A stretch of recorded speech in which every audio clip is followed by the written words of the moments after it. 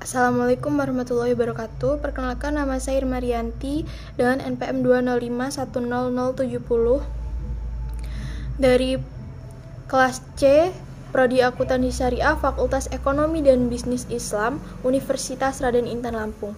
Di sini saya akan mereview jurnal Ekonomi dan Bisnis volume 4 nomor 1 April 2016 yang berjudul Syirkah dan Aplikasinya dalam Lembaga Keuangan Syariah yang ditulis oleh Bapak Udin Saripudin selaku dosen Ekonomi Syariah STAI Bakti Persada Bandung. Tujuan beliau untuk membuat jurnal ini adalah mengungkap mengenai syirkah dari sisi teoritis dan praktis melalui kajian beberapa literatur serta observasi terhadap beberapa lembaga keuangan syariah. Yang pertama ada pendahuluan.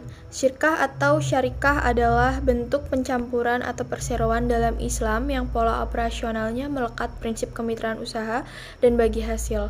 Dan pada prinsipnya syirkah berbeda dengan model perseroan dalam sistem ekonomi kapitalisme. Perbedaan-perbedaan yang ada tidak hanya terletak pada tidak adanya praktik bunga, melainkan juga berbeda dalam hal transaksi pembentukannya. Selanjutnya ada kajian pustaka. Yang pertama itu membahas tentang percampuran dalam ekonomi Islam dan definisi syirkah. Syirkah menurut bahasa berarti al-ikhtilat, yang artinya mencampur atau percampuran. Maksud dari percampuran di sini adalah seseorang yang mencampurkan hartanya dengan harta orang lain sehingga tidak mungkin untuk dibedakan. Menurut definisi syariah, syirkah adalah transaksi antara dua orang atau lebih yang bersepakat untuk melakukan suatu usaha finansial dengan tujuan mencari keuntungan. Para fuqaha memberikan penekanan yang berbeda ketika memberikan definisi mengenai syirkah. Dan Abdurrahman Al-Laziri juga merangkum pendapat-pendapat tersebut, antara lain yaitu menurut Syed Sabiq syirkah ialah akad antara dua orang yang berserikat pada pokok harta, dan menurut Muhammad Al-Syarbini Al-Khatib yang dimaksud dengan syirkah adalah ketetapan hak pada suatu untuk dua orang atau lebih dengan cara yang masyhur atau diketahui.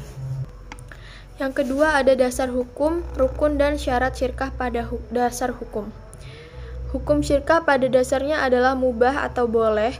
Hal ini ditunjukkan oleh dibiarkannya praktik syirkah oleh Nabi Muhammad SAW yang dilakukan masyarakat Islam saat itu.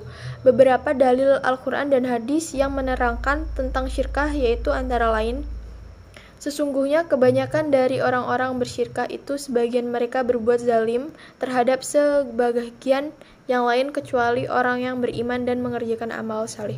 Quran Surat Syad 38 ayat 24. Imam Al-Bukhari juga meriwayatkan bahwa Abu Manhal pernah mengatakan bahwa aku dan syirkahku pernah membeli sesuatu secara tunai dan hutang. Kemudian kami didatangi oleh Bara bin Azib. Kami lalu bertanya kepadanya dan ia pun menjawab, aku dan Zaid bin Arqam juga mempraktikkan hal yang demikian. Selanjutnya kami bertanya kepada Nabi SAW tentang tindakan kami tersebut. Beliau menjawab, barang yang memperoleh secara tunai silahkan kalian ambil, sedangkan yang diperoleh secara hutang silahkan kalian kembalikan. Hadir riwayat Al-Bukhari. Yang ketiga ada rukun syirkah. Para ulama berselisih pendapat mengenai hukum syirkah atau rukun syirkah. Menurut ulama Hanafiyah, rukun syirkah adalah ijab atau ungkapan penawaran melakukan perserikatan. Adapun mengenai dua orang yang berakad dan harta berada di luar pembahasan akad seperti akad jual beli, jumhur ulama pun menyepakati bahwa akad merupakan salah satu hal yang harus dilakukan dalam syirkah. Adapun rukun syirkah menurut para ulama, yang pertama itu ada sigat atau ijab dan qabul. Yang kedua ada al-aqidain atau subjek perikatan. Dan yang terakhir ada mahalul akad atau objek perikatan. Yang keempat ada syarat syirkah. Syarat-syarat yang berhubungan dengan syirkah menurut Hanafiyah dibagi menjadi 4 bagian, yaitu yang pertama, sesuatu yang bertalian dengan semua bentuk syirkah baik dengan harta maupun dengan hal lainnya. Dalam hal ini terdapat 2 syarat, yaitu yang berkenaan dengan benda yang diakadkan adalah harus dapat diterima melalui perwakilan. Dan yang kedua yang berkenaan dengan keuntungan, yaitu pembagian keuntungan harus jelas dan dapat diketahui oleh dua pihak, misalnya setengah, sepertiga, dan yang lainnya.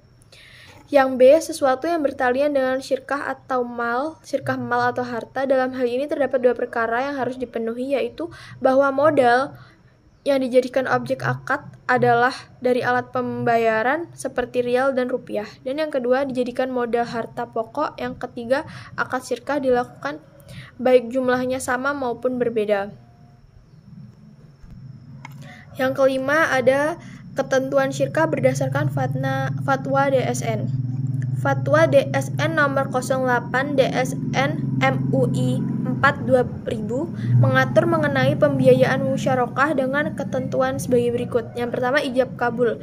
Ijab kabul ini dinyatakan oleh para pihak harus diperhatikan hal-halnya, yaitu yang seperti penawaran dan penerimaan itu harus secara eksplisit dan menunjukkan tujuan kontrak atau akad. Dan penerimaan dari penawaran dilakukan pada saat kontrak dan akad dituangkan secara tertulis. Yang kedua, ada subjek hukum.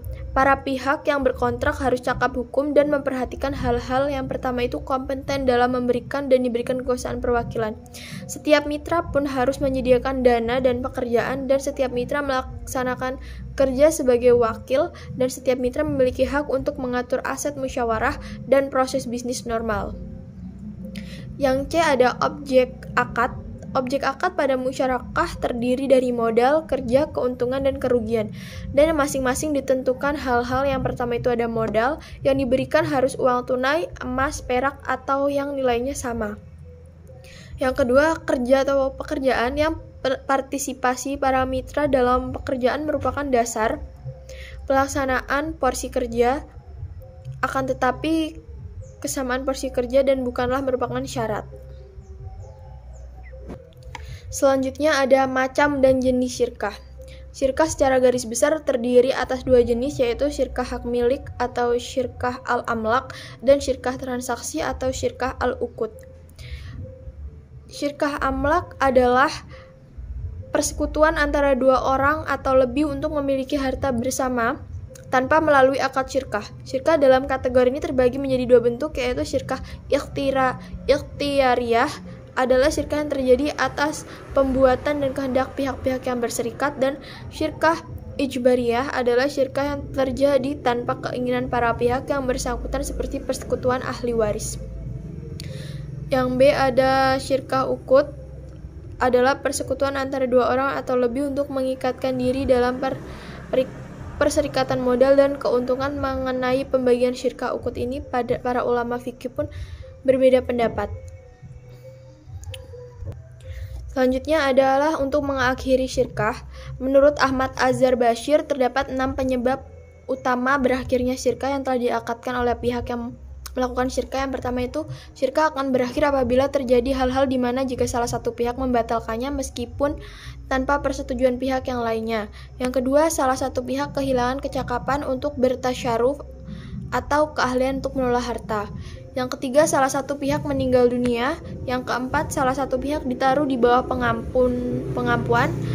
Yang kelima, salah satu pihak jatuh bangkrut yang berakibat tidak berkuasa lagi atas harta yang terjadi dalam syirkah. Yang keenam adalah modal para anggota syirkah lenyap sebelum dibelanjakan atas nama syirkah. Sekian review jurnal dari saya. Kurang lebihnya saya mohon maaf. Wassalamualaikum warahmatullahi wabarakatuh.